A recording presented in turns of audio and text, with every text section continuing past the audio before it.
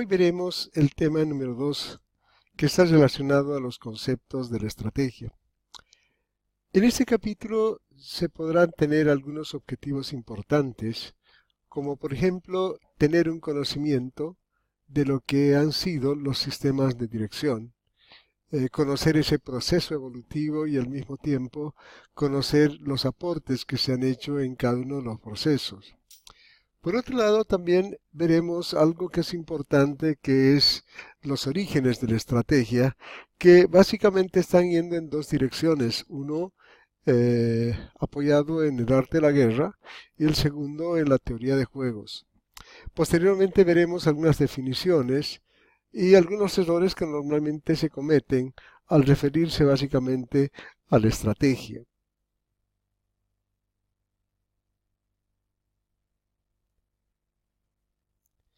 Los sistemas de dirección convencionales han fracasado durante estos últimos tiempos. La causa es un entorno cada vez más hostil, cada vez más agresivo. Es posible trasladar el problema de la dirección a una realidad actual, que esta realidad actual nos muestra un escenario con mayor dinamicidad y mayor hostilidad. Los ejecutivos necesitan, obviamente, respuestas claras antes o ante su gestión empresarial.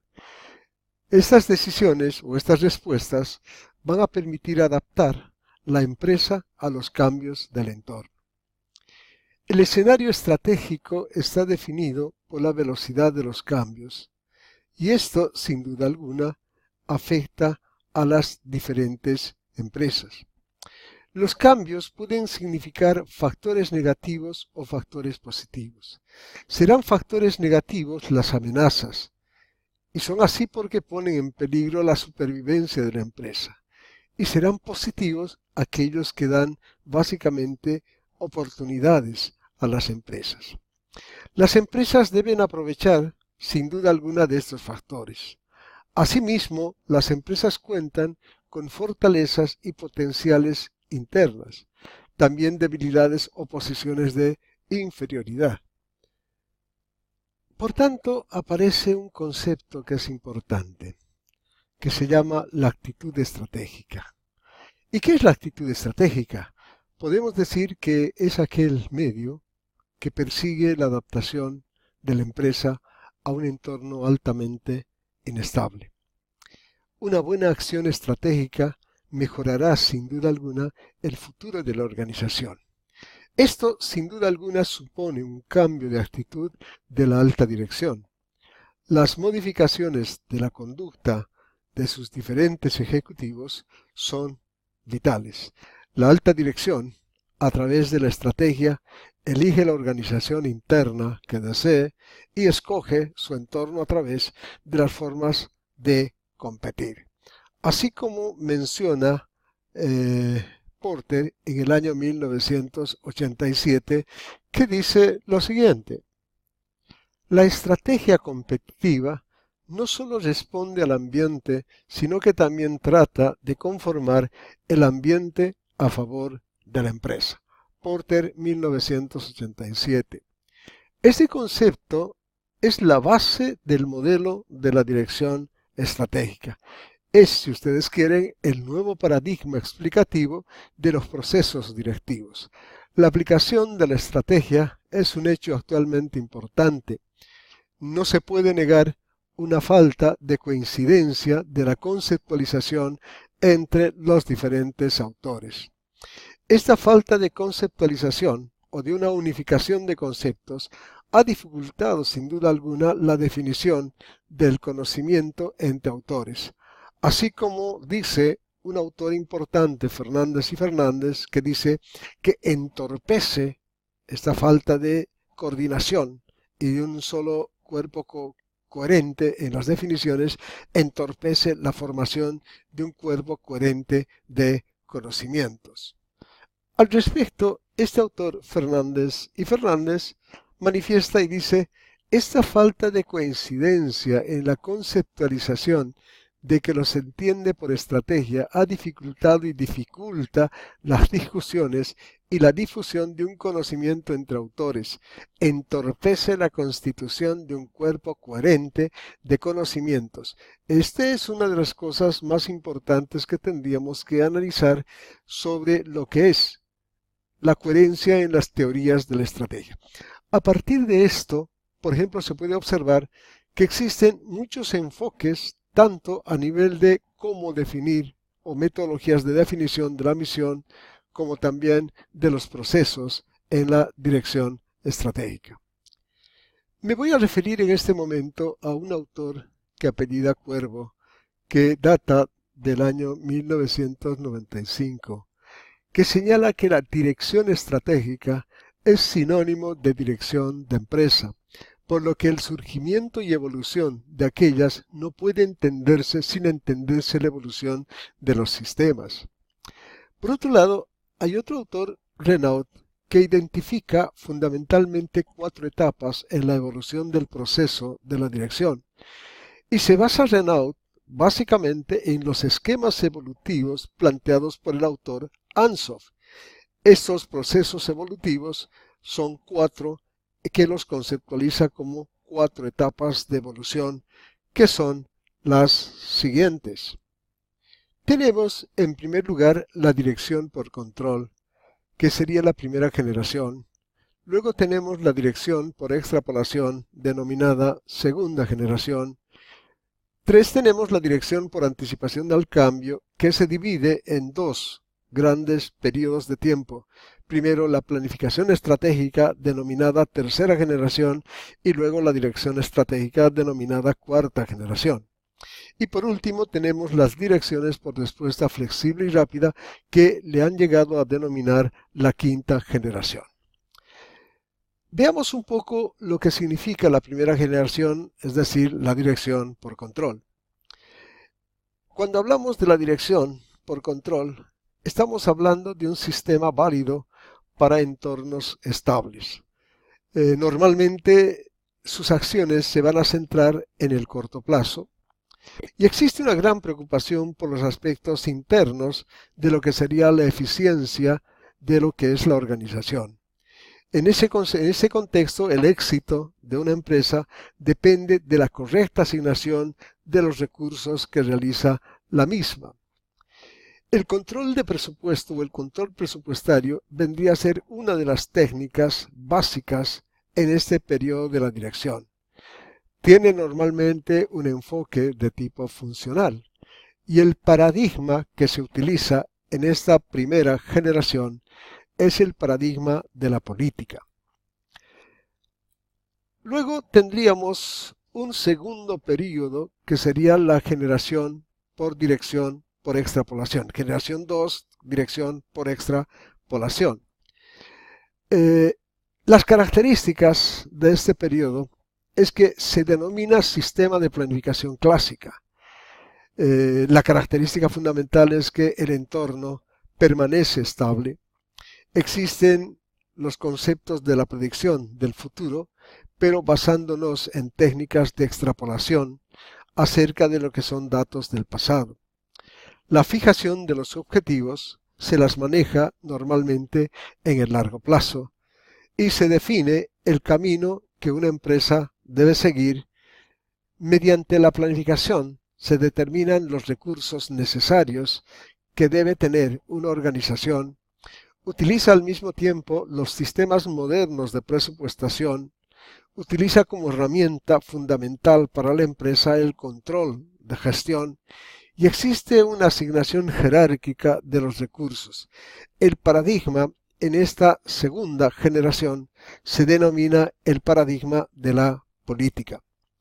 Luego tenemos la tercera generación, que esta tercera generación se divide en 2. Esta tercera generación se denomina dirección por anticipación al cambio. En aspectos genéricos, este periodo tiene un ambiente menos estable que los anteriores. Estamos hablando del final de los años 60 y principios de los años 70. No es posible encontrar en este periodo ya el concepto de la extrapolación de las tendencias futuras. El ambiente del entorno es bastante dinámico, pero no llega a ser de tipo turbulento. Las empresas tratan de anticiparse a las evoluciones del tiempo y dan respuesta a sus amenazas y a sus oportunidades. Podemos decir que es la fase inicial de la planificación estratégica. Su estado desarrollado constituiría o vendría a ser la dirección estratégica. La respuesta al paradigma es la formulación de la estrategia. En ese contexto aparece la primera división, que sería la planificación estratégica, que estaría mencionando de la siguiente manera. El horizonte económico en la planificación estratégica es básicamente a largo plazo. La formulación de las estrategias es de tipo centralizada. Existe necesariamente un análisis interno y un análisis de la competencia que se deben considerar en la estructura o en el proceso de la estrategia. También se habla de las evaluaciones que deben tener las distintas estrategias que se quieren manejar, y también se van creando metodologías que nos permiten observar las alternativas estratégicas que se podría tener. En este caso ya empezamos a hablar de una asignación dinámica de los recursos. Luego viene la dirección estratégica, que sería la segunda parte, que sería básicamente la cuarta generación. En esta cuarta generación de la dirección estratégica, que estaríamos hablando de la dirección por anticipación al cambio 2, hay un término que es importante, que es la posición competitiva. Crear una ventaja competitiva constituye uno de los elementos fundamentales de la estrategia. La planificación se caracteriza por ser flexible y al mismo tiempo por ser creadora.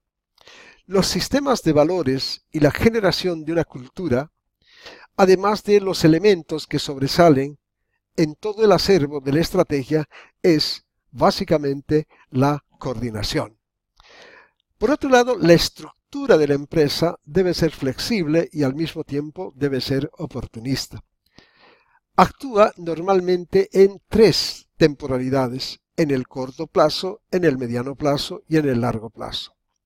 Las estrategias es básicamente muy participativa y al mismo tiempo se considera que es descentralizada. Luego tenemos lo que vendría a ser la parte de la quinta generación, la dirección por respuesta flexible y rápida. Estamos hablando básicamente acá de una dirección por problemas estratégicos. La dirección va a empezar a constituirse una dirección manejada a base de señales que nos proporciona el entorno, y vamos a manejar un sistema de dirección que sería una dirección por sorpresas. Una vez que se tiene una idea esbozada sobre lo que han sido básicamente la dirección, los sistemas de dirección, vamos a entrar a una parte importante que serían los antecedentes históricos de las estrategias, y vamos a ver acá los principios de la estrategia. Hace más de 30 décadas ha existido una preocupación a todos los profesionales en 3 temas que están relacionados con la estrategia.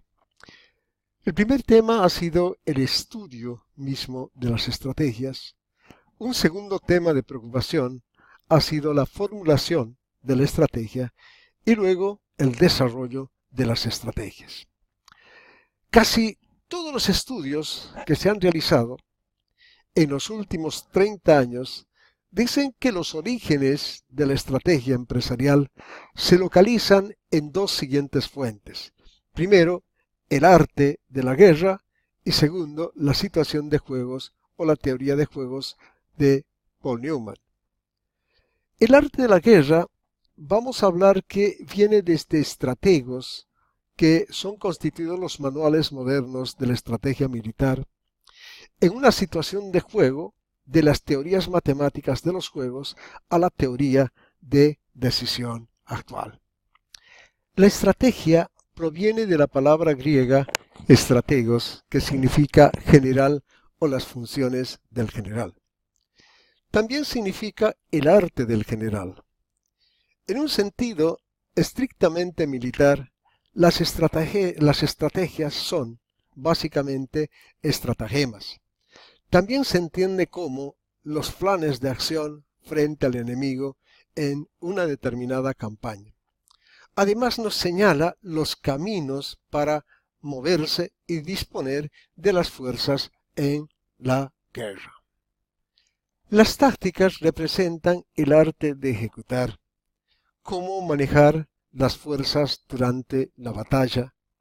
Existe un autor, Poirier, que en el año 1987 lanza el siguiente concepto de estrategia. Dice, se entiende como estrategia a la ciencia y el arte de maniobrar las fuerzas para cumplir con los fines de la política. Kotler y Lambie, que son autores modernos, relacionan la guerra con el mundo de los negocios. En el mundo empresarial se mata para subsistir. La competencia constituye, en este caso, el peor enemigo de una empresa. Y hay una sola consigna cuando se está en el mercado: es vencer o es morir. Es importante destacar, por la influencia moderna, el libro del Pin Pha o el arte de la guerra planteada por Sun Tzu, que es una verdadera obra de arte que ofrece en 13 capítulos un compendio sobre la guerra y sus diferentes estrategias. Esta famosa obra, que ha dado origen al pensamiento estratégico, se ha conocido en el occidente a partir de 1772. El libro se llama El Pin Pha y el autor es Sun Tzu.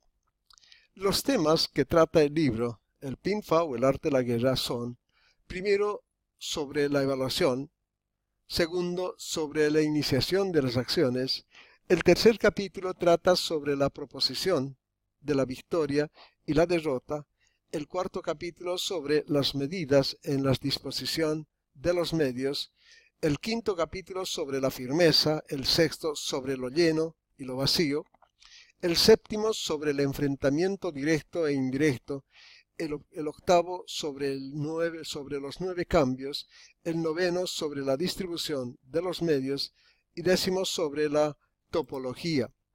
Pero también existe el libro 11, que es el capítulo 11, que sería sobre las clases de terreno. Tenemos sobre el arte de atacar por el fuego, y por último sobre la concordancia y la discordancia. Estos serían los 13 capítulos sumamente importantes que han sido manejados en este libro del arte de la guerra.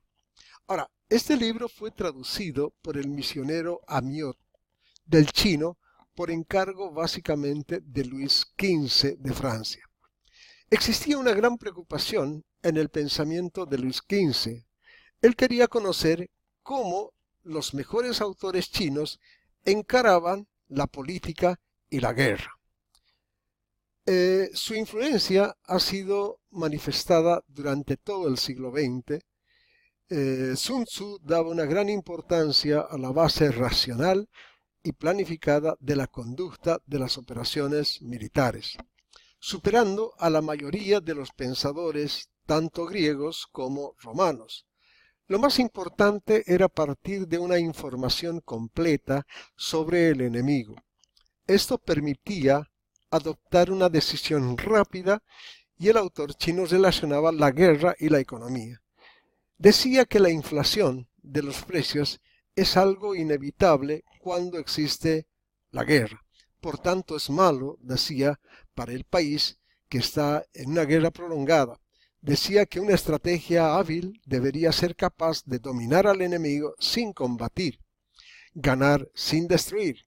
Lo importante era lograr el objetivo con el menor esfuerzo y el menor daño posible.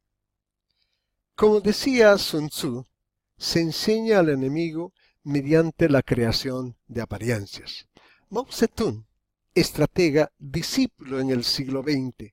Para Mao Zedong, las cualidades del estratega o del general son el valor, la sabiduría, junto a la capacidad para saber reaccionar a los cambios y a las circunstancias. Así, por ejemplo, vamos a ver algunos ejemplos de concordancia en el contenido del libro El arte de la guerra y un poco la aplicabilidad o las consecuencias que se pueden vislumbrar parecidas dentro de lo que es el ámbito empresarial. El capítulo 2, en su parte más sobresaliente sobre las iniciativas de las acciones, dice el libro El arte de la guerra que nunca es beneficioso para un país dejar que una operación militar se prolongue por mucho tiempo. Y acá viene un poco la adecuación en una de las actitudes que tuvo la K-Mart frente a la Walmart. Dice que en el año 1990 la K-Mart lanzó una campaña millonaria que significaba 3 billones de dólares para poder atacar a un competidor nuevo en el mercado que era la Walmart. Para poder competir construyó nuevas tiendas, remodeló las viejas, redujo sus precios. Todo fue un gran error porque los costos operativos más bajos de la Walmart era su ventaja más fuerte, una ventaja que mantendría a largo plazo, y con lo que no había sentido pelear, por lo que la estrategia de la K-Mart estaba destinada al fracaso. Además, la K-Mart había atacado la fortaleza de la Walmart, que por el contrario desarrollaba sus negocios atacando las debilidades, compitiendo con los vendedores al por menor en los pueblos pequeños del país. Esto nos muestra, por ejemplo, que las estrategias de la Walmart estaban a largo plazo. En consecuencia, la K-Mart no podía entrar a una contienda de pelea o de estrategias frontales, sí, con la Walmart, por lo que los objetivos fundamentales y las acciones fundamentales de la Walmart estaban dentro de lo que es el largo plazo. Un segundo ejemplo que podríamos ver sobre la concordancia y la discordancia, que sería el capítulo número 13 del libro El arte de la guerra. En este capítulo manifiesta en su párrafo más importante que siempre que siempre que vayas a atacar y a combatir, debes conocer primero los talentos de los servidores del enemigo, y así puedes enfrentarte a ellos según tus capacidades. Esto nos hace pensar que dependiendo del tipo de estrategia que se intente implementar, hay que tomar en consideración las capacidades de reacción de las empresas competidoras.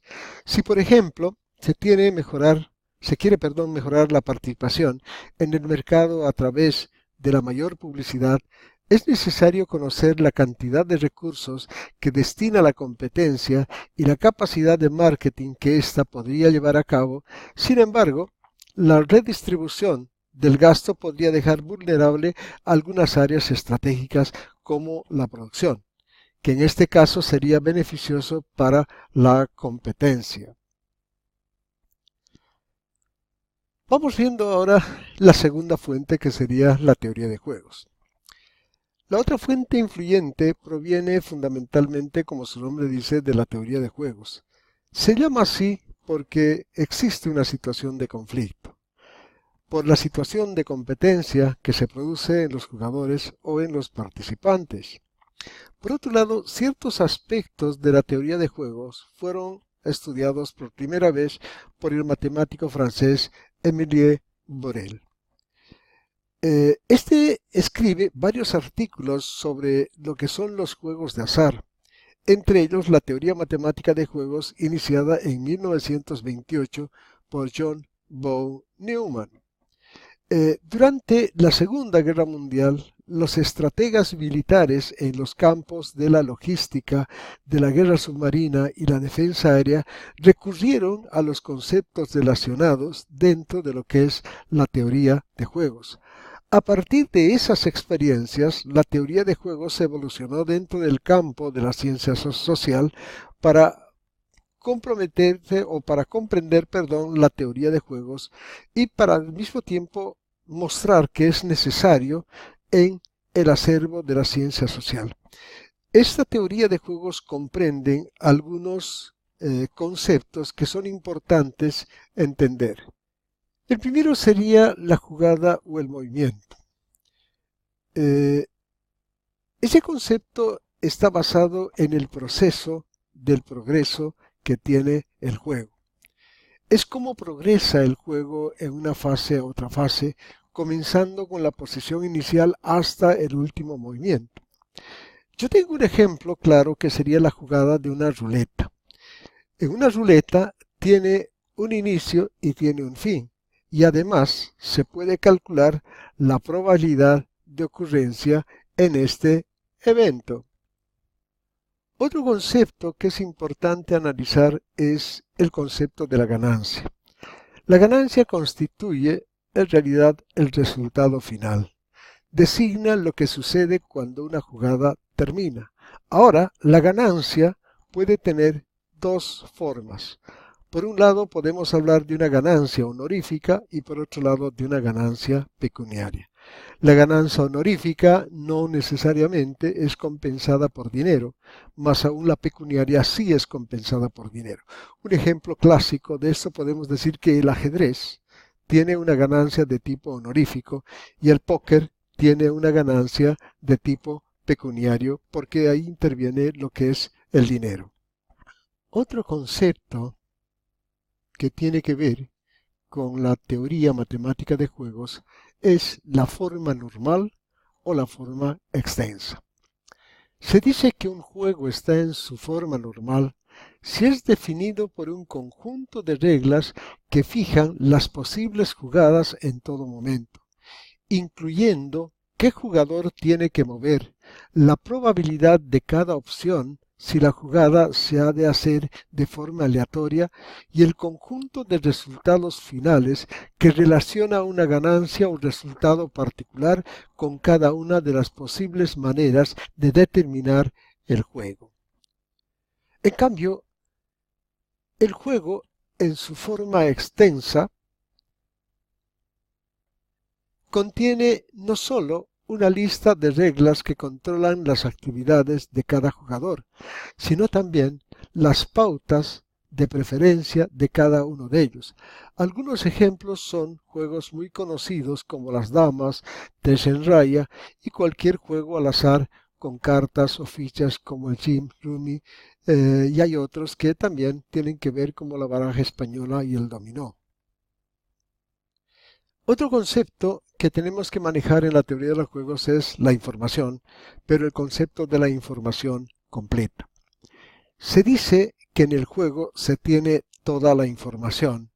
Sí, cada uno de los jugadores conoce todas las posibilidades de jugadas.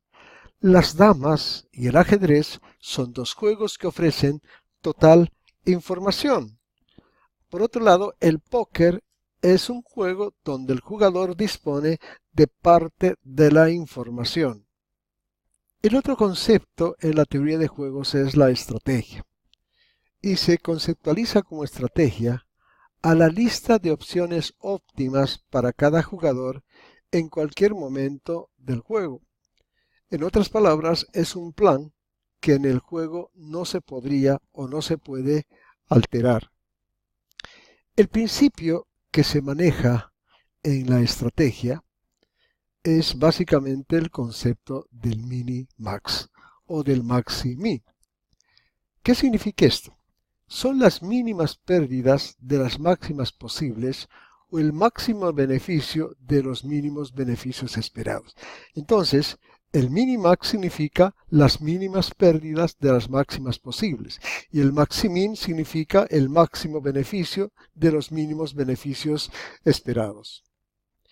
Para Von Neumann, el enfoque de la estrategia del jugador representa el conjunto completo de instrucciones que le indican la manera exacta de actuar en todas las circunstancias concebidas de la partida.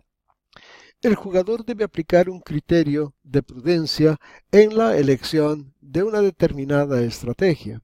Bien, dentro de la teoría también matemática se tiene que definir los tipos de juego que se conciben en este enfoque. Y se distinguen varios tipos de juego según el número de jugadores y según las circunstancias del juego.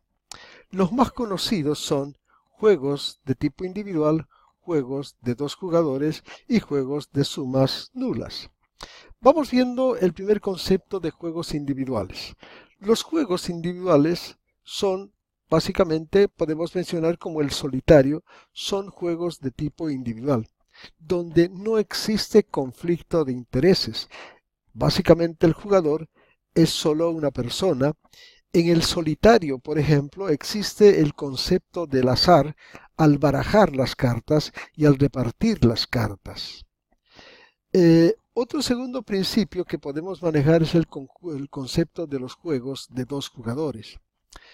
Los juegos de dos jugadores, o también denominados juegos duales, son por ejemplo el ajedrez, son las damas, donde cada jugador arma una determinada estrategia en su juego y cada jugador toma sus propias decisiones. Por último, tenemos lo que se denomina juegos de sumas nulas. Es un juego donde básicamente la suma absoluta es nula. Si el total de las ganancias al final de la partida es 0, estamos hablando de un juego de sumas nulas. Es decir, si el total de las ganancias es igual al total de las pérdidas, significa básicamente que es un juego de suma nula o equivale a un concepto de empate. En el campo de la economía, los juegos de sumas nulas se refieren a la no existencia de producción o a la destrucción de bienes durante el juego económico. Ahora iremos avanzando en el siguiente contexto. Vamos a ir viendo hacia dónde nos llevan los conceptos de estrategia o cómo tenemos que ir encaminándonos para encontrar una conceptualización de lo que es la estrategia. Para ello, debo partir de un acontecimiento histórico y decir que antiguamente se partía de la creencia de que el entorno básicamente era totalmente estable. En consecuencia, ante un entorno estable, se ponía mucho énfasis en la creación de una estructura también estable y también que sea eficiente.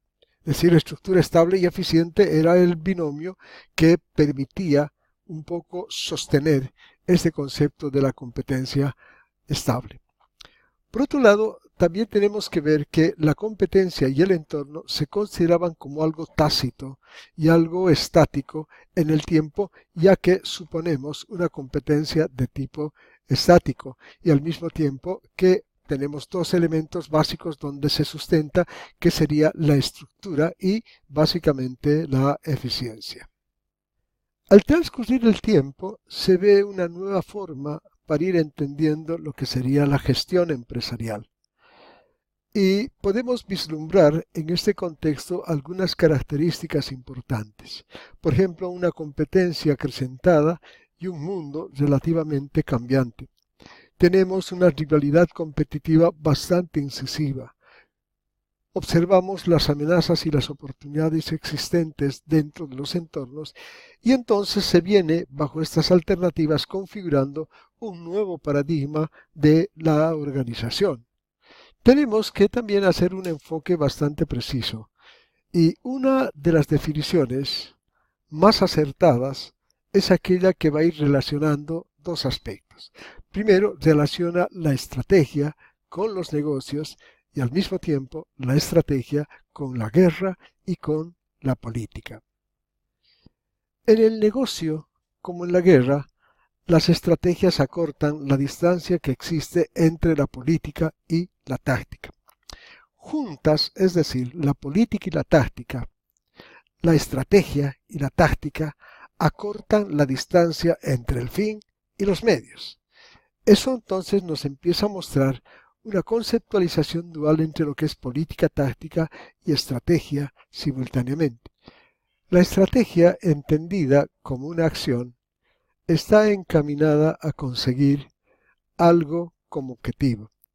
Por lo tanto, define el objetivo empresarial. Es parecido a lo que la estrategia significa básicamente en la política. Sin embargo, podemos también observar que la estrategia en la política es la teoría de la acción política del empleo del poder para alcanzar los objetivos políticos superando los conflictos porque los eludimos o porque ganamos. En esta diapositiva podemos observar claramente una relación entre lo que es la guerra y lo que es el ámbito empresarial. Vamos partiendo de lo que es la estructura bélica. Dice, se compite con otros actores, llamémoslos enemigos o rivales. En el ámbito empresarial, dice, se compiten con otros actores, llamémosle competencia. Es decir, aquí podemos observar que existen los dos elementos que son coincidentes. Según dice, compite por algún objetivo, dominio de un territorio o conquista de una posición, o podría ser otro objetivo. En el ámbito de la empresa se compite por algún objetivo, ya pueden ser cuotas de mercado, participación de mercado, etcétera, etcétera. Acá también observamos una relación muy similar. Y tercero, podemos ver que dice, en el caso de la estrategia militar, compiten con unos medios o recursos limitados, que se denominan tropas, armamento, equipamiento, logística, etc. En el ámbito empresarial, dice, compiten con unos medios o recursos limitados, que son capital, patentes, recursos, etc. En ambos casos, la batalla puede ser total o puede ser parcial, y los enemigos pueden ser uno o pueden ser varios. Por otro lado, existen en ambos casos alianzas contra enemigos o alianzas contra competidores. Existe otra característica común en las acciones bélicas, en la política y en la acción de la empresa: la imposibilidad de conocer con certeza las acciones y reacciones de los competidores hasta que ésta se produzca y con ello las consecuencias que se puedan dar en los determinados o en los diferentes escenarios. Por otro lado, dentro de esto que sería la conceptualización de la estrategia, tenemos que aclarar que el término de estrategia es masivamente utilizado en tres ámbitos, que en forma histórica se han ido utilizando en estos tres campos. Primero, en el campo de la administración; segundo, en el campo de los negocios; y tercero, en la vida cotidiana o en el acervo cotidiano de cada una de las personas. En el ámbito de los negocios, o también denominado el ámbito de la gestión empresarial, la estrategia se refiere al enfoque de las actividades que se realizan en la organización. En el ámbito de la gestión empresarial, la estrategia se refiere al enfoque de la actividad de la organización. Las estrategias normalmente se relacionan con el entorno donde operan las empresas. Las estrategias relacionan al mismo tiempo las actividades con los recursos y las capacidades que dispone una determinada organización. Las decisiones estratégicas suelen por lo general tener un gran impacto sobre todas las organizaciones. El término estrategia, en consecuencia, ha sido empleada en forma exclusiva inicialmente para el arte de la guerra. Posteriormente ingresa al campo de la administración y al campo básicamente de los negocios. Esto, sin duda alguna, ha generado toda una línea de pensamiento, una manera de entender la dirección, por otro lado, una manera de entender un método de análisis para su desarrollo y, por último, como una forma de entender la planificación de las diferentes acciones. Existen algunos errores que normalmente se cometen en el ámbito de la estrategia. Algunos autores utilizan el término estrategia como una forma de dar relieve a cualquier tipo de acción.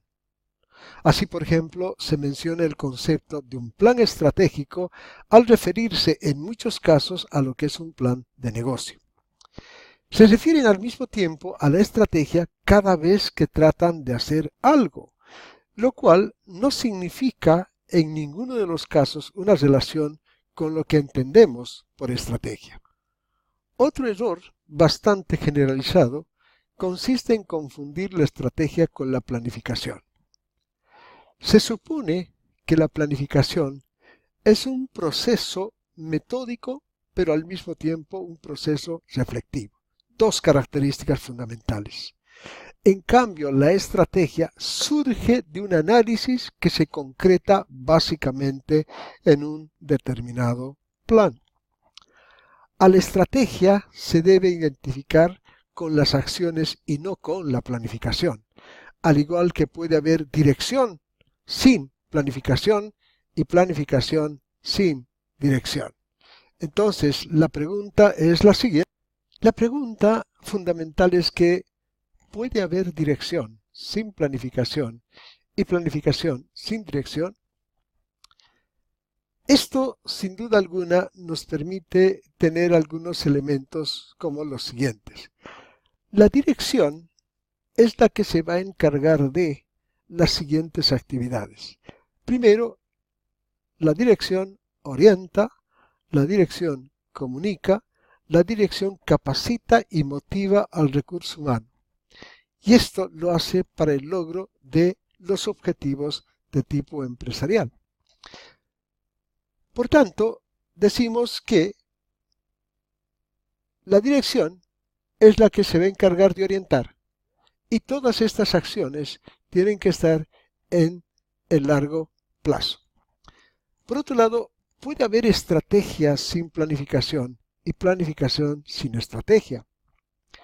En este caso, se debe distinguir entre lo que es la estrategia deliberada y la estrategia emergente.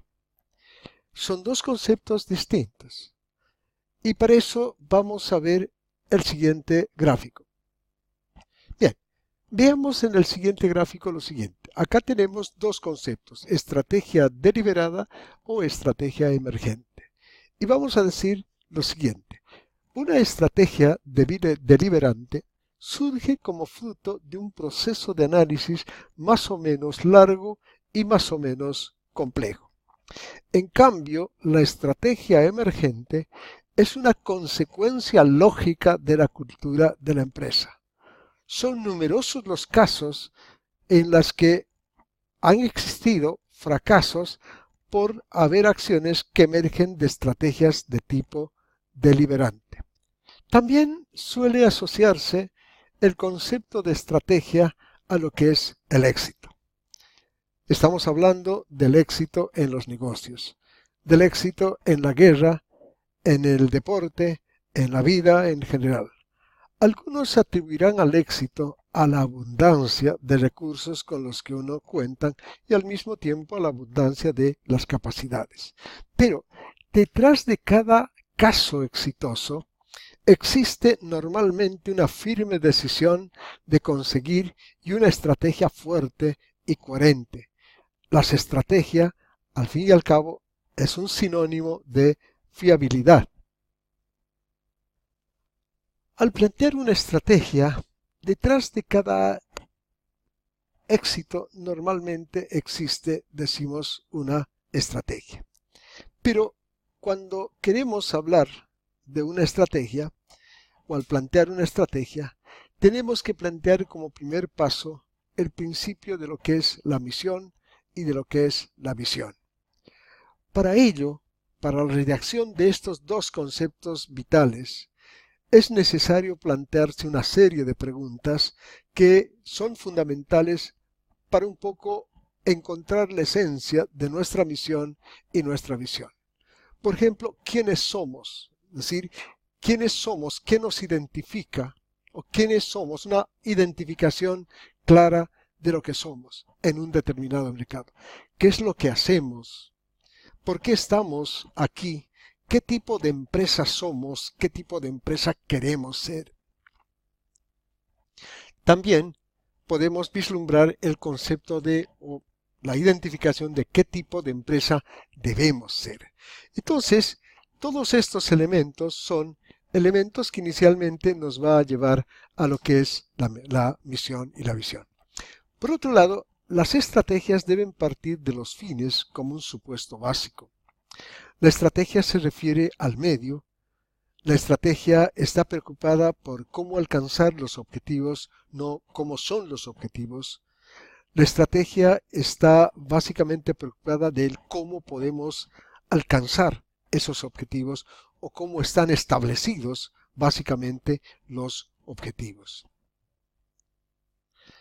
Si nosotros observamos el presente gráfico, vamos a encontrar que la estrategia se asienta sobre 4 pilares fundamentales.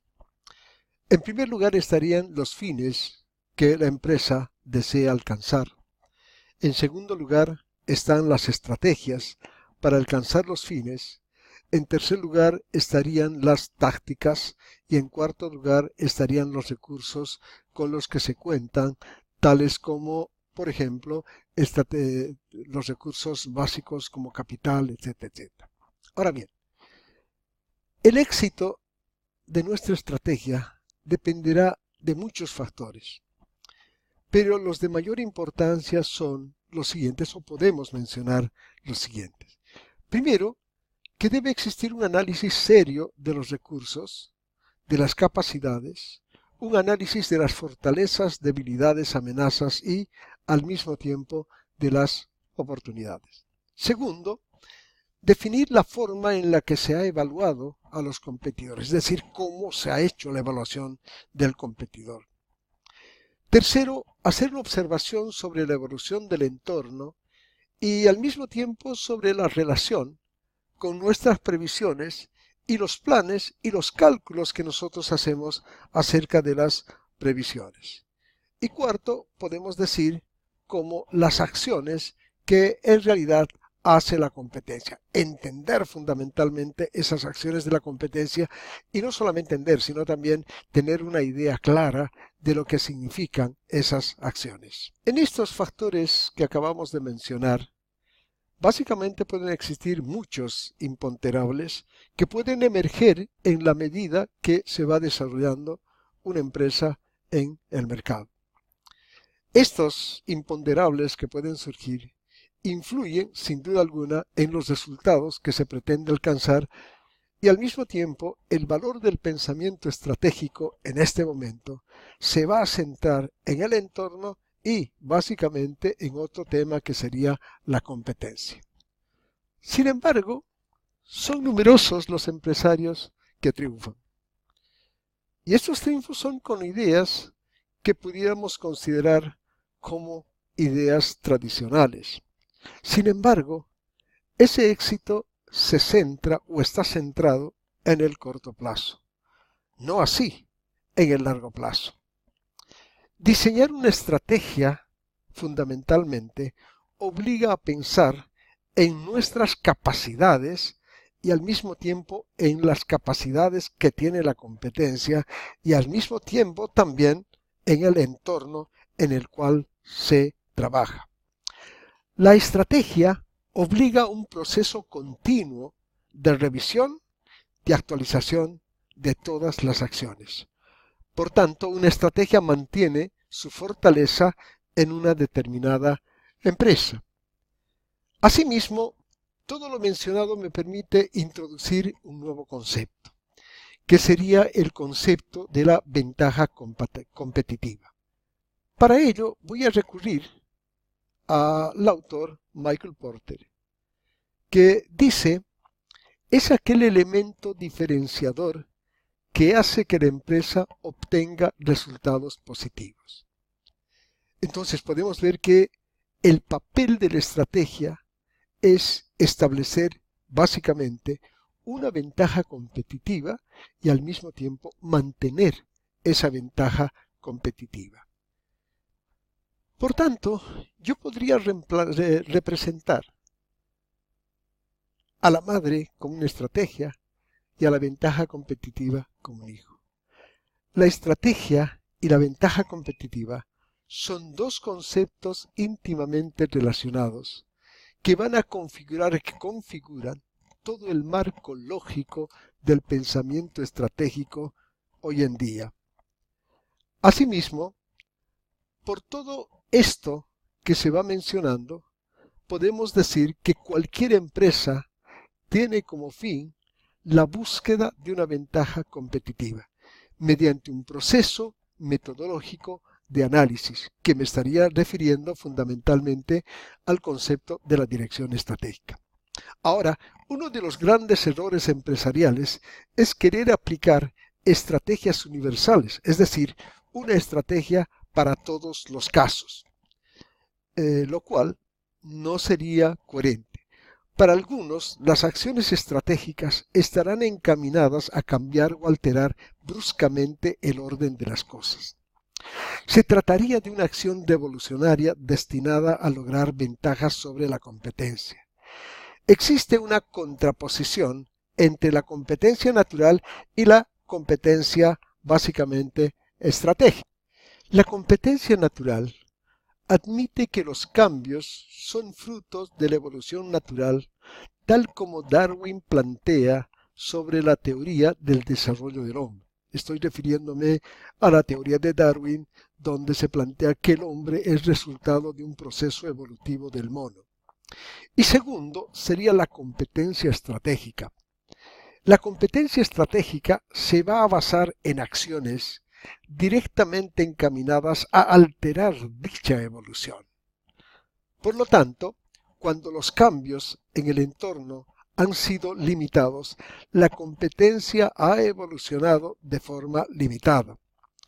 Ha tenido un proceso lento donde las especies fuertes sobreviven o donde existe sobrevivencia, dando lugar a otro cambio donde existe mayor evolución. En este tipo de evolución, los cambios son lentos, la evolución se produce con pequeñas variantes y con poco riesgo. La competencia estratégica admite altos riesgos, cambios muy grandes en relación básicamente a lo que es la competencia. Vamos ahora a alguna definición y nos vamos a basar en el diccionario de Oxford, que dice básicamente: en el arte de la guerra, la planificación de los movimientos de las tropas y barcos, etc., hacia posiciones favorables, plan de acción o políticas a seguir en los negocios, la política, etc. Esta es una conceptualización que se maneja dentro de lo que ha sido el diccionario de Oxford. En consecuencia,